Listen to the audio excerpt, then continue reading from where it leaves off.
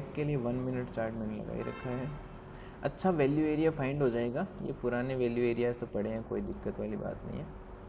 एक अच्छा value area find हो जाएगा तो मज़ा आ जाएगा।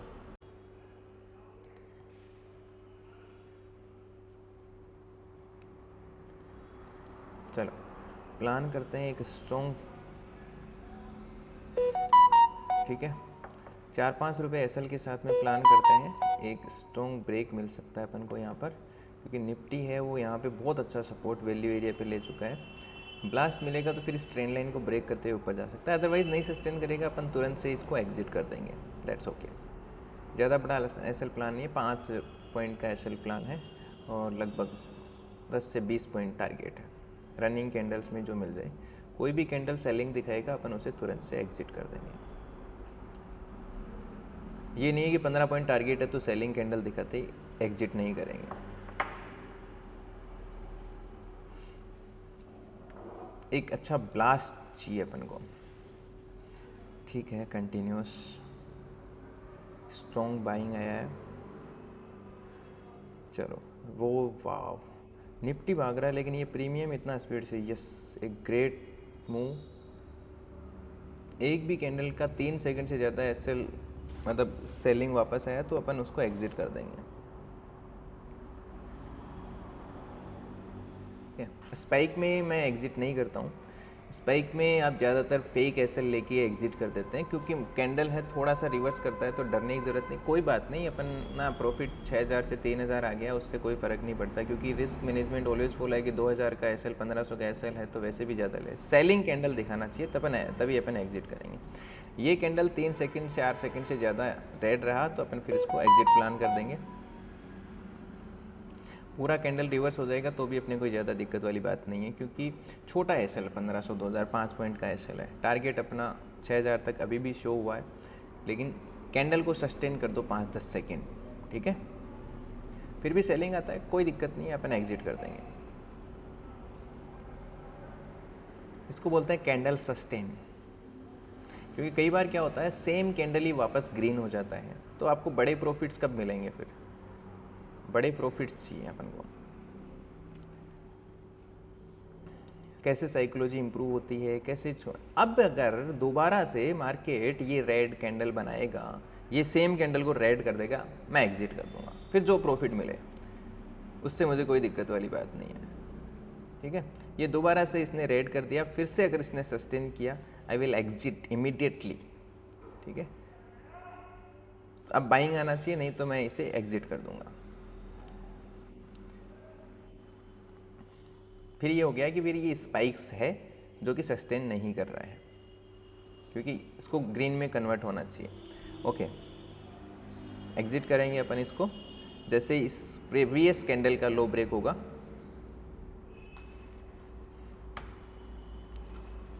ट्रेड आपका पोजीशन साइज राइट है तो आप कभी डरेंगे नहीं, क्योंकि आई वांट बिग टारगेट। भाई 1500 2000 का एसएल ले रहे हैं तो 6 7 8000 जितना मार्केट दे, डरना नहीं है। ये स्पाइक्स में अगर आप मार्केट ऐसे स्पाइक्स में आपको निकालता है बिकॉज ऑफ आपकी साइकोलॉजी मजबूत नहीं है, आपका पोजीशन साइज सही नहीं है, आपका पास राइट मनी मैनेजमेंट नहीं है, कोई दिक्कत नहीं है। स्पाइक्स में ऐसे स्पाइक्स में निकलोगे, तुक्के मार के निकलोगे, कितने दिन ट्रेड कर पाओगे? कभी नहीं ट्रेड कर पाओगे, ठीक है। रूल्स बनाओ अपने लिए कि ये रूल मेरा है वो रहेगा, that's it, okay.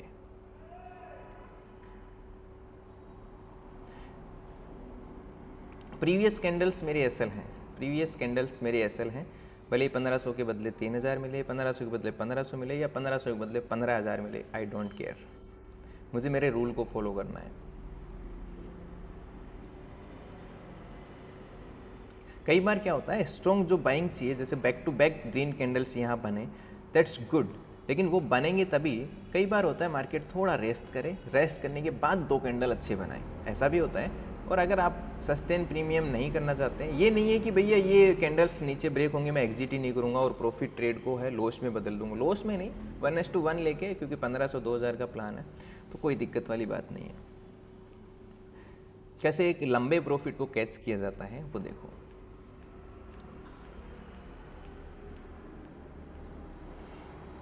SL automatic shift हो जाता है, अभी एसएल है वो इस कैंडल पे आ गया है, ये ब्रेक करेगा, अपन एग्जिट फिर करना पड़ेगा। ब्रेक मतलब ऐसे नहीं कि ब्रेक कर दिया एग्जिट कर दिया, 1 2 3 4 मतलब कुछ टाइम तक 5 सेकंड तक सस्टेन करना चाहिए वहाँ पर, ठीक है।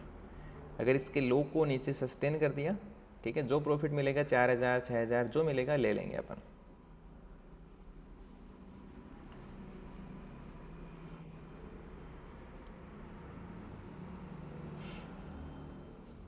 ऑप्शन बाइंग में मोमेंटम बहुत ज़रूरी होता है, ठीक है।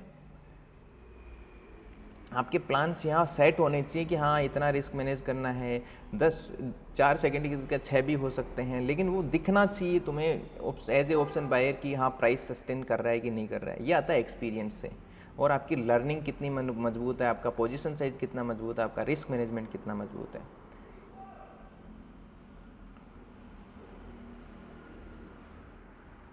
कभी ऐसे घबराए मत करो कि 8000 प्रॉफिट था, 4 आ गया, 2 आ गया। ये मार्केट का काम है भाई, 8 का 16 भी तो हो सकता है, ठीक है। तो 8 का 4 क्यों नहीं ले रहे? 8 का 4 मतलब 4000 गया, लेकिन 8 का 16 होता तो आप उसी 4 के बदले 16 भी तो ले रहे हैं, उसको भी देखा करो हमेशा। ये साइकोलॉजी जितना आप प्रैक्टिस करेंगे छोटी कैपिटल से उतना ही मजबूत होती रहेगी। कभी भी आप 2-2 हज़ार क्वांटिटी से, 5-5 हज़ार क्वांटिटी से या 500-500 क्वांटिटी से आप 1 या 2 लोड से करते रहो, पोजीशन साइज मेंटेन करते हो, छोटे लॉस और बड़े टारगेट प्लान करो, आपकी साइकोलॉजी बहुत मजबूत हो जाएगी। अगर और सेलिंग आया तो फिर मुझे एग्जिट करना पड़ेगा, फिर ट्रेड है वो अपने लिए था ही नहीं, कंटिन्यूस लेते हैं अपन, ठीक है। 5000 मुझे बुक करना पड़ेगा, और नीचे आते ही सस्टेन करते ही मुझे 5000 फिर बुक करना पड़ेगा। ये कैंडल अगर नीचे आया तो फिर मुझे 5000, चलो 4700 4900 अगर आप सस्टेन नहीं करेगा इसको exit, 4400 3000 booked. That's the market psychology. हर बार आप ये प्लान नहीं कर सकते कि आप 8000 9000 10000, अगर यहाँ से बैक टू बैक अच्छे कैंडल्स बनते तो आई विल ट्राई, ठीक है। ये है मार्केट का एक स्ट्रक्चर जिस तरीके से, अब हो सकता है यहाँ से फिर मार्केट ऊपर चला जाए, आई डोंट केयर। मुझे मेरा रिस्क मैंने 2000 का एसएल प्लान था, 3000 प्रॉफिट बुक कर लिया, मुझे को यहाँ पे 8000 तक भी प्रॉफिट दिखा, लेकिन वो प्रॉफिट को अगर आप कंटिन्यूस कैंडल मिलते, जैसे रेगुलर आपने मेरे वीडियोस में देखा है कि कंटिन्यूस मिलते हैं तो अपन लेते हैं। स्पाइक में एग्जिट करना बहुत कम प्रीफर करता हूँ, कभी कभार मैं एग्जिट करता हूँ, नहीं तो नहीं करता हूँ, क्योंकि वो जो बड़े कैंडल्स हैं वो आप फिर कैच नहीं कर पाएंगे अगर आपके अंदर पेशेंस नहीं है तो। एज पर साइकोलॉजी, जैसे ही अपना स्टॉप लॉस ये ब्रेक हुआ, अपने इसी कैंडल पे जैसे इसने ब्रेक किया एग्जिट कर दिया। अब मार्केट हो सकता है यहाँ सस्टेन करे, एंड स्कैल्पिंग वैसे भी 5-7 मिनट का गेम होता है, 1 2 3 4 5-6 मिनट अपन ने ट्रेड प्लान किया है। अगर ये 6 कैंडल में से 4 कैंडल भी कंटिन्यूस बैक टू बैक बन जाते हैं, अपन अच्छा खासा 15 से 20-25 हज़ार प्रॉफिट कैच करते हैं, और वो भी छोटे एसएल के साथ। That's okay, no more trade today, बस इतना ही। ये नहीं है कि मैंने कल 10-12 हज़ार प्रॉफिट बुक किया था तो आज भी उतना ही करना है। एज ए डिसिप्लिन ट्रेडर मुझे बस इतना ही करना है, दैट्स ओके। अब मार्केट यहाँ से हो सकता है प्रीमियम 250 चला जाए, 300 चला जाए, I don't care. As a discipline मुझे और जो प्रॉफिट है उसको ओवर ट्रेड करके ख़त्म नहीं करना है।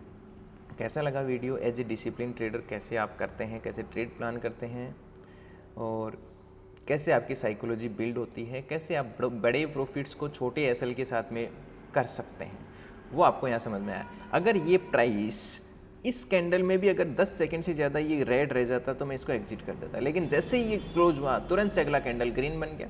कोई भी कैंडल में सेलिंग नहीं थी, जैसे ही इस कैंडल में सेलिंग आई इसका लो टूटा, क्योंकि अपन एसएल को ट्रेल करते जा रहे थे, प्रॉफिट को बुक कर लिया। अब हो सकता है यहाँ से मार्केट प्राइस जम करके ऊपर चला जाए, वो मार्केट की कहानी है। Market, everything is possible in market. कई बार क्या होगा, आप साइकोलॉजी को समझो, आपने बहुत सारे ट्रेड देखे होंगे, मेरा लास्ट ट्रेड ही आपने देखा होगा, यहाँ पे एंट्री किया, जस्ट मार्केट प्राइस जंप, दिखाता हूँ मैं आपको बड़ा करके।